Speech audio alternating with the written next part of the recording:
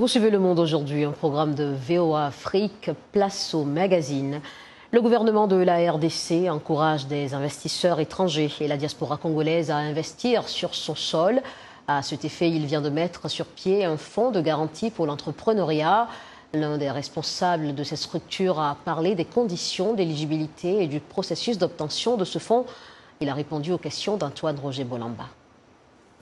Le Fonds de garantie de l'entrepreneuriat au Congo est un établissement public qui a été créé par décret le 31 octobre 2020 par le chef de l'État pour justement aider les entrepreneurs à accéder à des financements.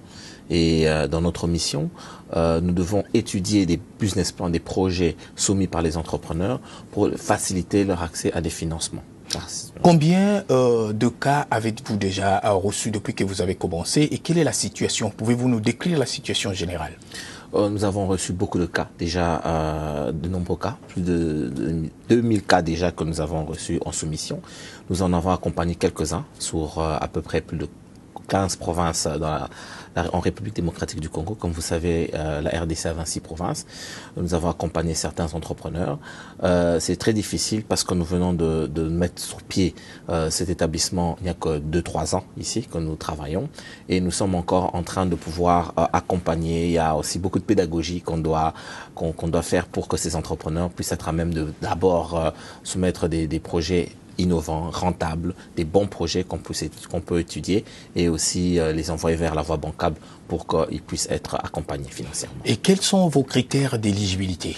Les critères d'éligibilité, c'est d'abord être congolais, donc le projet doit être porté par un Congolais, il doit être innovant et rentable et il doit avoir beaucoup de rentabilité pour le local, donc un contenu local important.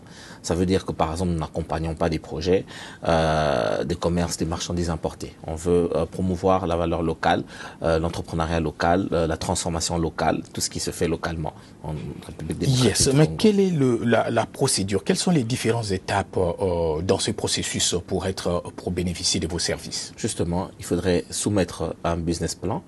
Et il faudrait appartenir. Aujourd'hui, on aimerait avoir des entrepreneurs qui appartiennent à des structures d'encadrement ou qui sont incubés.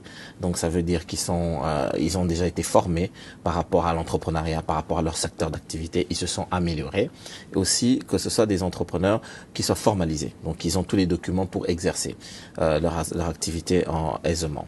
Et après ça, ils vont soumettre leur business plan, donc le plan d'affaires au FOGEC, et nous allons voir selon les critères d'éligibilité que nous avons si ces projets peuvent être envoyés à la banque pour que les banques puissent continuer une analyse approfondie, une analyse financière afin de pouvoir les accompagner financièrement.